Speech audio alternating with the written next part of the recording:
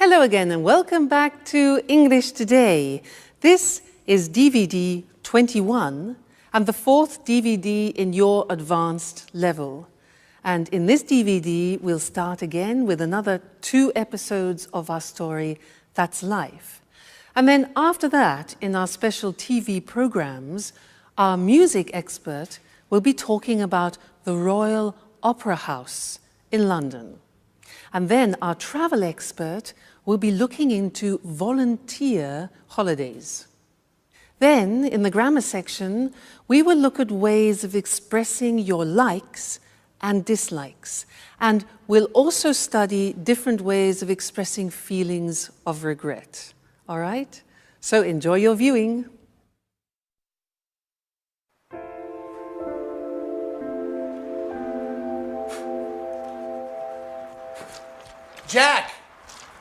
Jack, I was waiting for you. Have you got a minute? Sure, Edward. What's up? You want to put some muscles in your film? Oh, Jack, you're quite a joker. I need some advice about a rather delicate matter. Well, it's about women. Oh, well, then you've come to the right person when it comes to women. In all modesty, I'm sort of an expert. Go ahead, shoot. But make it fast. I have to get to the gym. Oh, well, don't worry. It's like this. If a woman lets you mysteriously know that she's keen on you, and if you didn't expect it, but then you find that you don't mind the gesture, in fact, because of this, you find that you are becoming fond of her. And if she acts as if nothing has happened... Whoa, Edward. What are you getting at? I don't understand it. Is this a new idea for a film? Because if it is, you should think about rewriting this script. It seems very convoluted to me. Jack, stop joking. It's a serious matter. I just don't know how to behave. I can't stand this situation. Well, okay. Let's take this from the top. So, a woman goes for you. However, she doesn't do it openly. But then she pretends as if nothing has happened. And, as far as I can tell, you don't dislike the idea. Have I got it? Exactly. What should I do? Well, the fact, her behavior leads me to believe that she's fond of games. So use that. Play the mysterious man. And then surprise her with something special. You know, like take her out to dinner, or write her a poem, or send her some red roses. Women really go for that kind of thing. Really? I got an idea. I'd really like to meet this mysterious woman. What she sees in him is beyond me.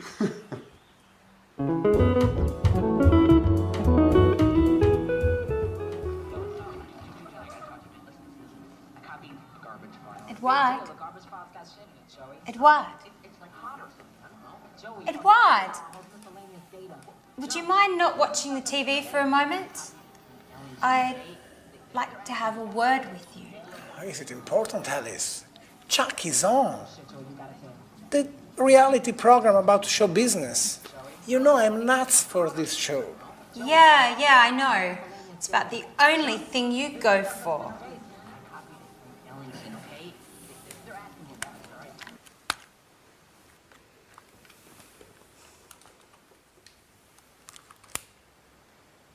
What's up, Alice? What's bothering you?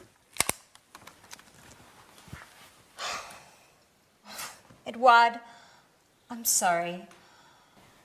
I didn't mean to be rude. It's just that... has something... What? I mean...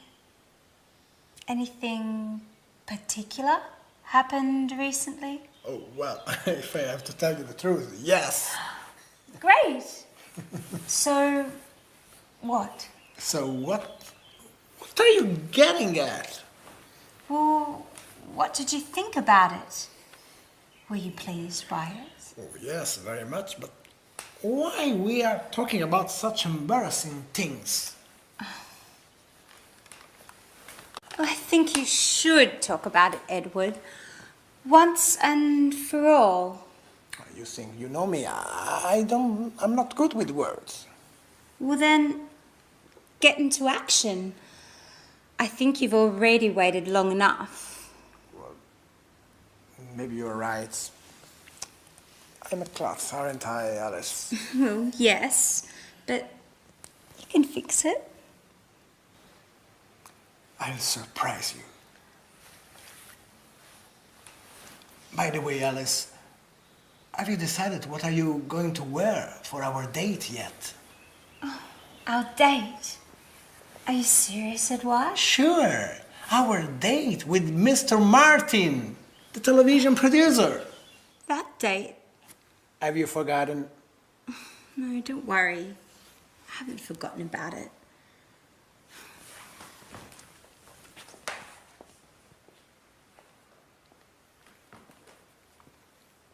He is way behind.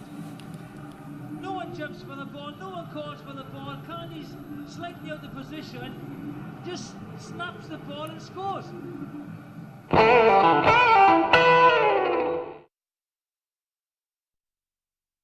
Hello again, and welcome back.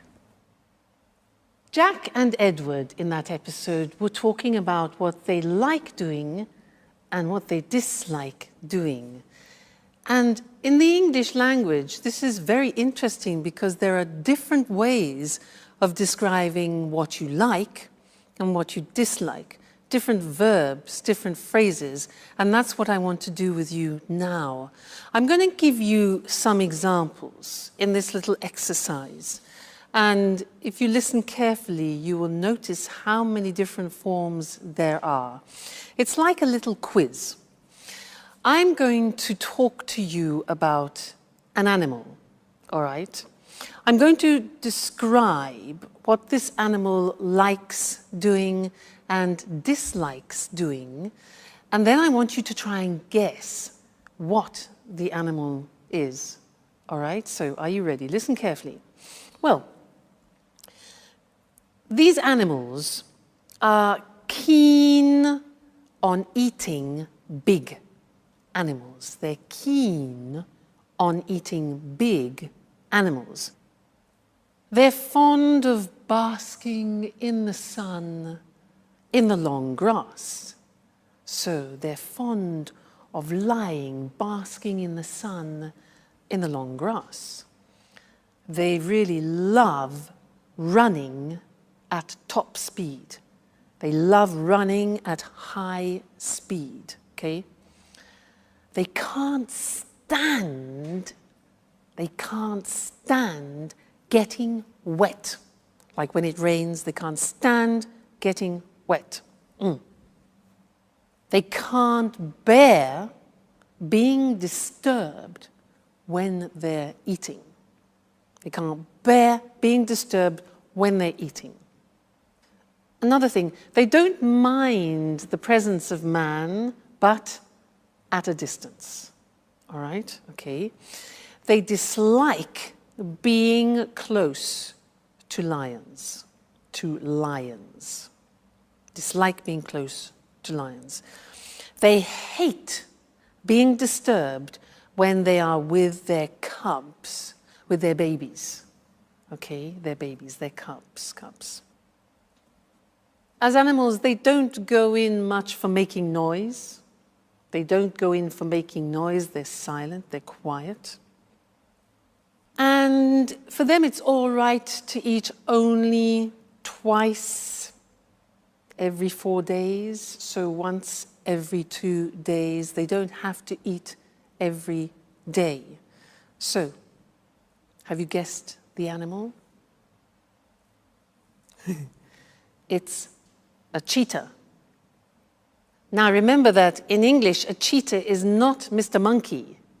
A cheetah in English is the fastest animal in the world. It's the cat, the wild cat with dots. That's the cheetah, and that's what I was describing, all right? Now let's look more closely at the language that I used. So, if we are talking about likes, these are the possibilities. You can use the verb to be keen on. Now notice that these verbs are followed by the gerund form because we have a preposition. So, I'm keen on skiing. Keen on plus gerund means I'm enthusiastic about it. I'm fond of. I'm fond of learning English. Same meaning, okay? It means I like it very much. Keen on, fond of, plus gerund. You can have the negative too. I'm not so fond of going to the cinema alone, for example. Now, what about negative? I can't stand is the same as I hate. Very, very common use, this. I can't stand getting up early in the morning, gerund. I can't stand getting up early in the morning. We also say, I can't bear. Look at the pronunciation. I can't bear, all right? Getting up early in the morning. I can't bear drinking beer, for example. You can say, I really love doing something. I really love playing tennis. Now, you can say, I don't mind doing something. Now, I don't mind means I don't particularly like it. I don't particularly dislike it. So it's okay, it's nothing special for me. So I don't mind playing tennis, but it's not my favorite sport. All right? We also have the verb dislike. I dislike playing tennis. All right, so see how many they are. It's really interesting. Another one which is much less known, but we use it quite a lot, is to go in for. Listen to this. I don't go in for watching documentaries. I don't go in for playing tennis. Again, which means I'm not interested in it. All right? Another thing is, well, it's all right. Again, this is non-committal. It's all right playing tennis, but it's not my favorite sport. All right? And then something similar to all right is it's okay. Well, it's okay eating rice, but I'm not really very enthusiastic about it. So you see how many different examples we have to describe like and dislike in English. And again, these are things that we use every day, so you need to practice them often. So it's okay learning English, and you are excellent at doing it, and I like seeing your progress. Okay, great. Well, that's this lesson, and we'll see you again in the next one. All right, bye for now.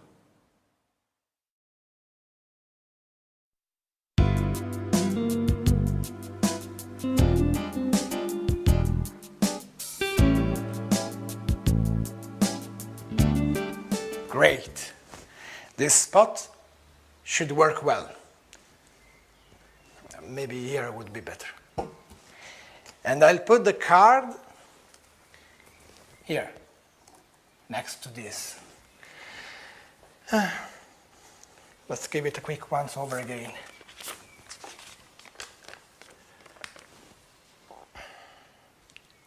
And I should have done this long ago.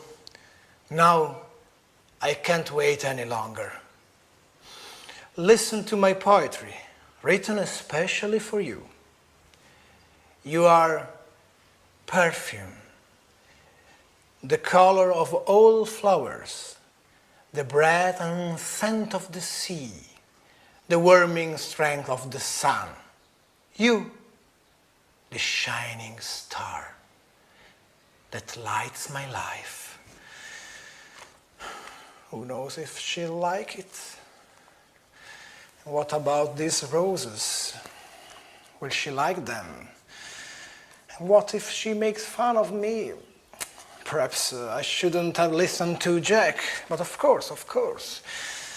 It makes no sense to go on as if nothing has happened. Somebody has to take the first step. I'll await you tomorrow night here in the living room.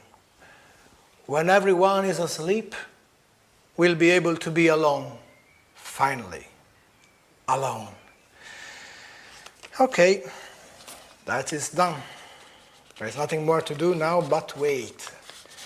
Anne will be home soon. Thank God Alice won't be here at least for 2 hours. And Jack is at the gym. Yes, I calculate everything perfectly. Now it's time for me to leave as well. I don't want Anne to see me here. Here she is. It's time to go. Excellent. Great, Edward. The moment of truth approaches. They'll never call me an amateur again. Right, fine. Bye-bye. Oh, is the door open? Bloody cat's coming. Oh, what are these? For me? Oh, they're beautiful. I wonder who sent them. Oh, what poetry. Who could have written it?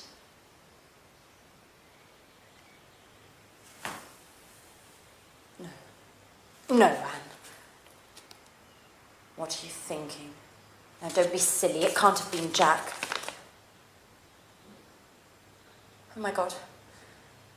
But then again, he's the only person I can imagine who would have written such lovely poetry and... Oh, my God. Oh, what if it were Jack? Now that Sharon is out of the picture... Who would have ever thought that one day...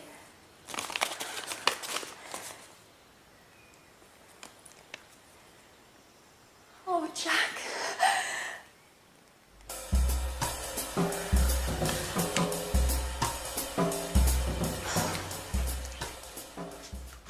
Hi, Anne. Hi, Alice. My, aren't we feeling chirpy today? Yes, we are feeling chirpy.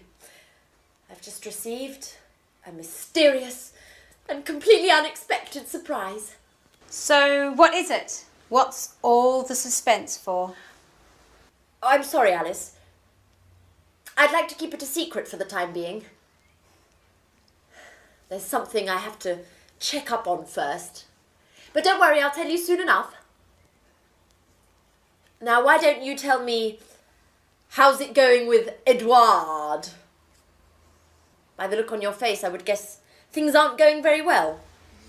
You said it. A complete and utter disaster.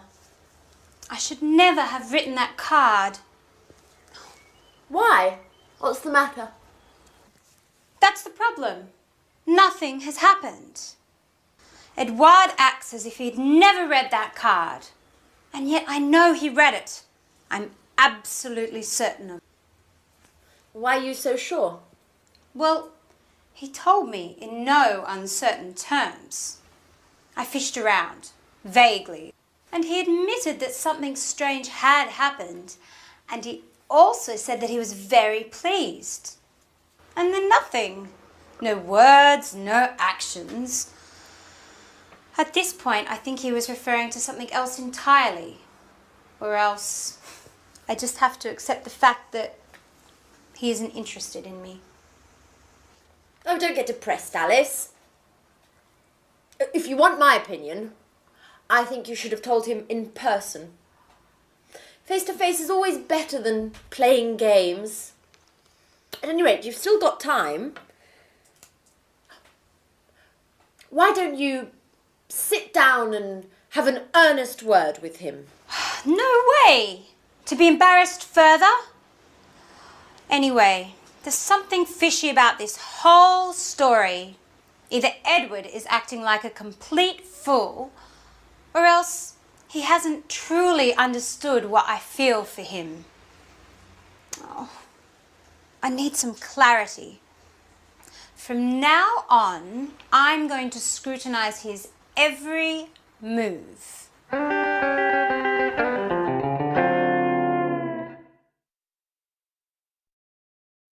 Hi again and welcome back for some more English language. Did you hear Alice talking about her regrets? Do you know that regrets, when you do something you wish you hadn't done, that's a regret? Well, there are different ways to express that in the English language. She said, I wish I hadn't written that card. I shouldn't have written that card.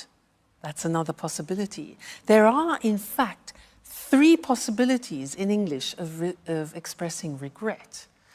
And I want to look at those with you. Because they're quite complicated, let's do it together on the screen, all right? Now, the first example is with should. Now, you know should. Should we use, for example, you should rest when you give advice. But if we put it into a past form, we use it to express regret. So the grammatical structure is should plus the infinitive have plus the past participle. So an example is, imagine, it's raining. I haven't got my umbrella and you want to express a regret.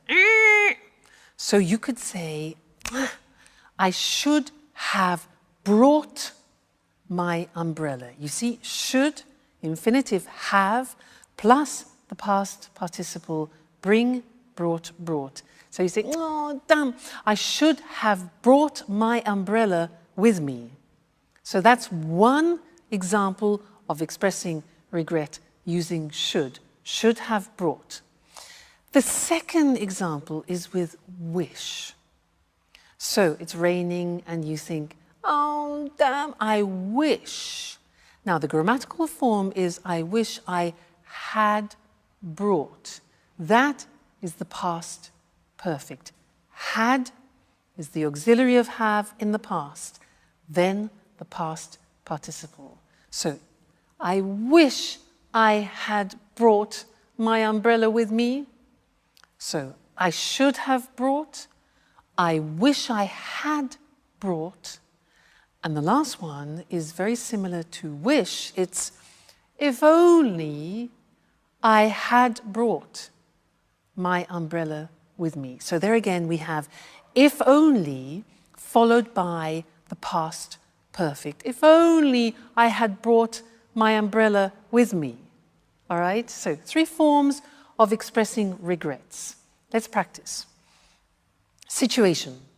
I've got sunstroke. My face is burning because I've been on the beach all day. Regrets could be, I shouldn't have stayed in the sun so long. Shouldn't have stayed. I wish I hadn't stayed in the sun so long. If only I hadn't stayed. Get the idea? Yeah? Good. Next situation. My car has broken down again. It's stopped. My car's broken down again. Regret.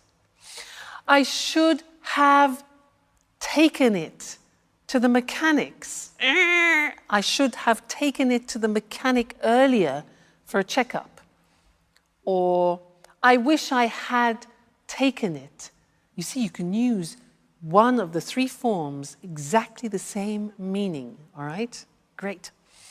Next one, I'm completely lost. Situation, I am completely lost. Regret. I wish I had brought a map with me. I wish I had brought a map with me. Okay, getting the idea? Next one, I've got a terrible headache. Oh, terrible headache. If only I hadn't drunk so much red wine last night. If only I hadn't. I shouldn't have drunk 3 bottles of red wine last night. Now I regret it. Another one. Damn, I missed the plane. I missed the plane. My alarm clock. Bzzz. I should have put the alarm clock on. Obviously. And the last one, my PIN card. I'm trying to get money. I've forgotten my PIN card for my cash dispenser card. I should have memorized it better. If only I had memorized it better. All right, so there are the three forms. Should have done, I wish I had done, and if only I had done. Okay, I'm sure you think, I wish I had been born English. That way I wouldn't have to learn the English language. Well, we're here to help you. So that's the end of this lesson, and see you again very soon. Bye.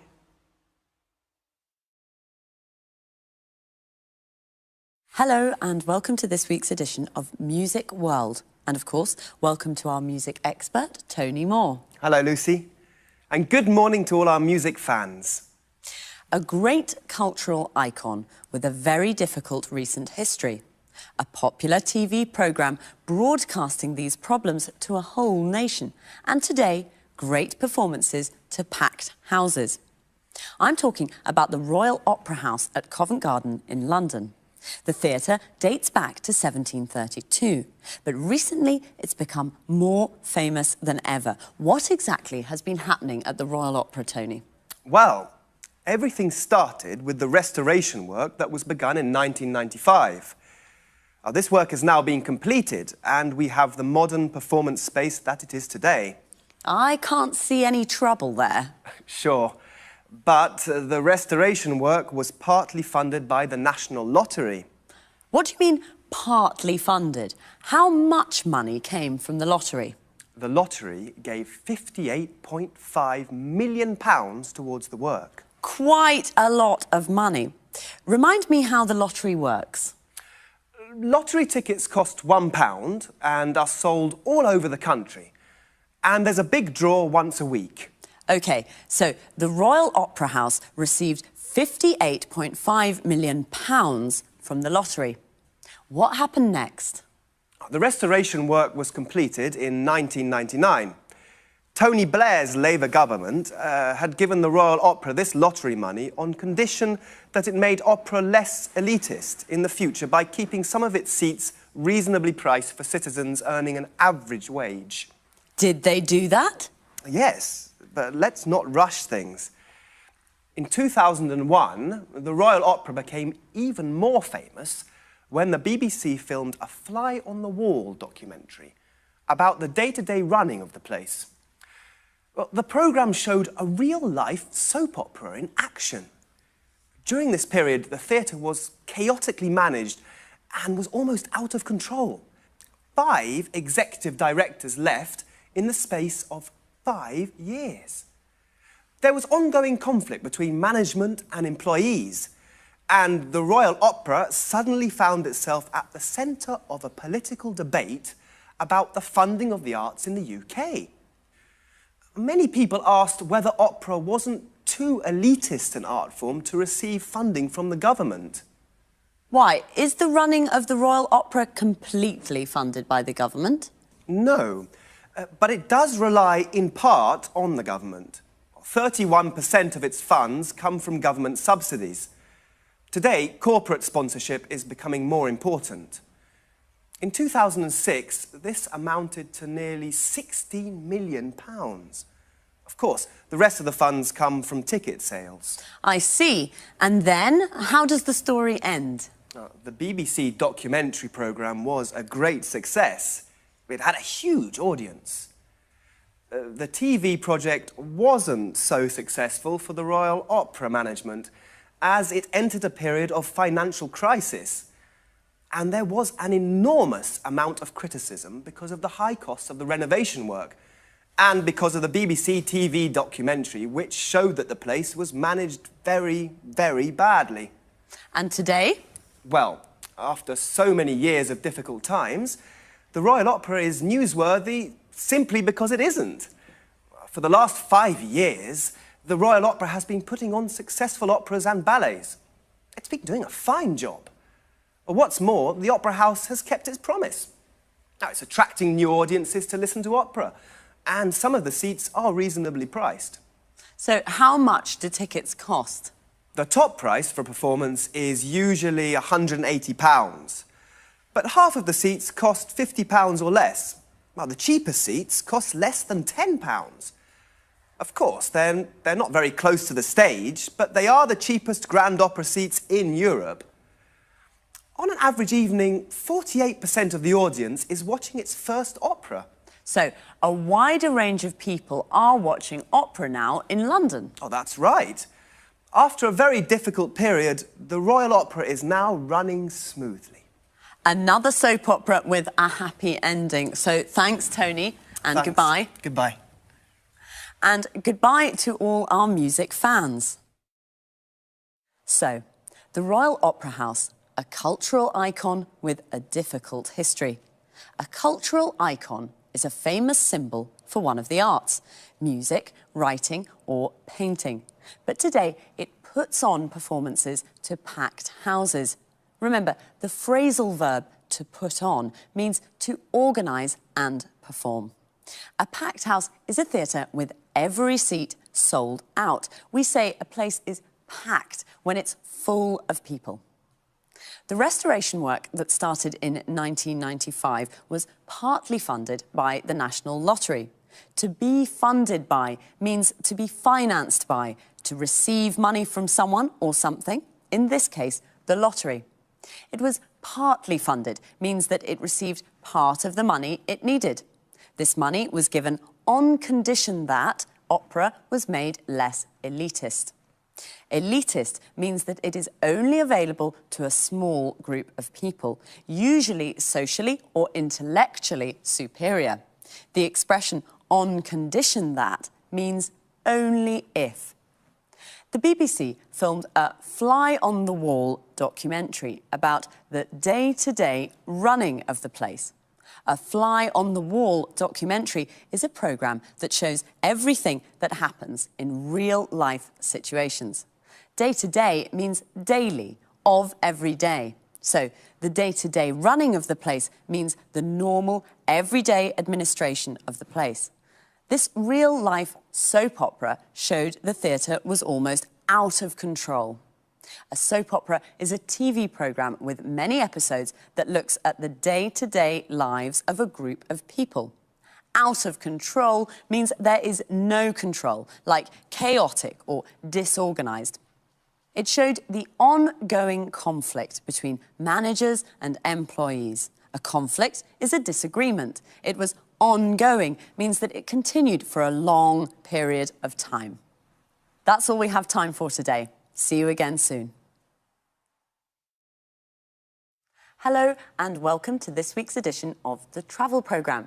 In the studio with me once again is Christine Oteng, our travel expert. Good morning, everyone. Well, what does the word holiday conjure up in your mind? White sand beaches, beautiful blue sea and fantastic seafood?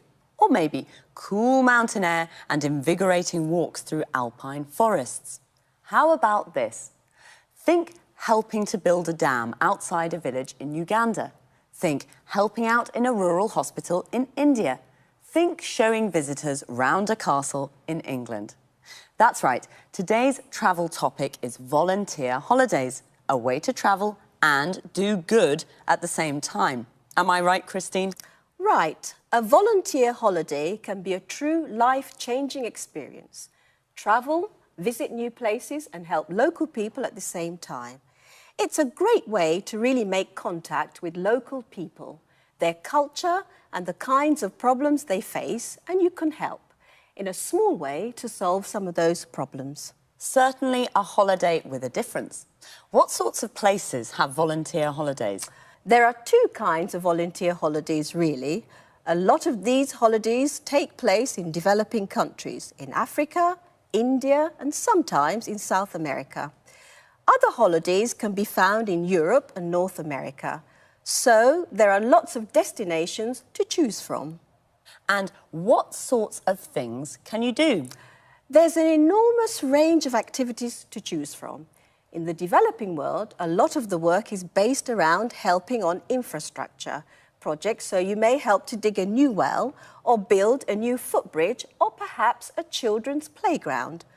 Or you may decide to help out in a local hospital or in an orphanage. All sorts of useful projects to improve the daily lives of local people in small ways. And what about the work in developed countries? Well, here the work is slightly different. It's usually for charitable organisations, like, for example, the National Trust, an English charity that looks after many castles and old houses. It also owns many areas of beautiful countryside. Anyway, it's possible to do lots of interesting things for the National Trust.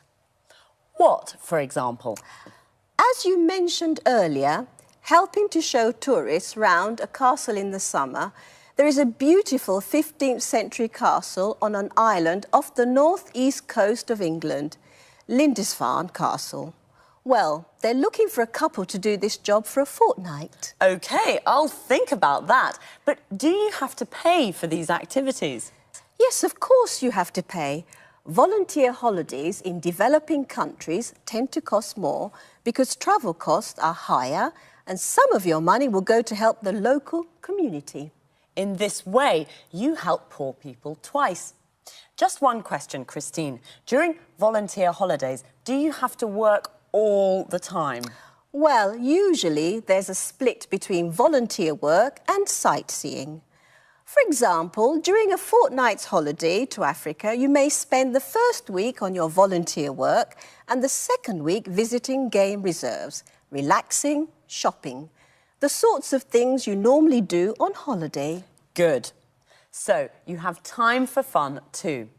OK, everyone, the next time you're trying to decide where to go on holiday, forget the beaches, forget the mountains, and start thinking about leaving your comfort zone for Africa or the English countryside.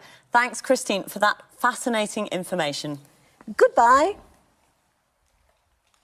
And, of course, goodbye to all travellers. Well, what does the word holiday conjure up in your mind? What does it conjure up? Means, what does it make you think of? What do you imagine when you hear the word holiday? A volunteer holiday can be a life-changing experience. A life-changing experience means it changes your life. There are two kinds of volunteer holidays, in developing countries and in developed countries. A developing country is a country with a low level of economic activity and low standards of living, like India and Africa. All these countries together are called the developing world. European countries are developed countries.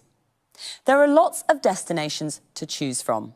There are lots to choose from means that there is a big selection. There are lots of activities to choose from. You can help on an infrastructure project, a project that involves building or construction. You can help to build a footbridge, a bridge for people to cross on foot.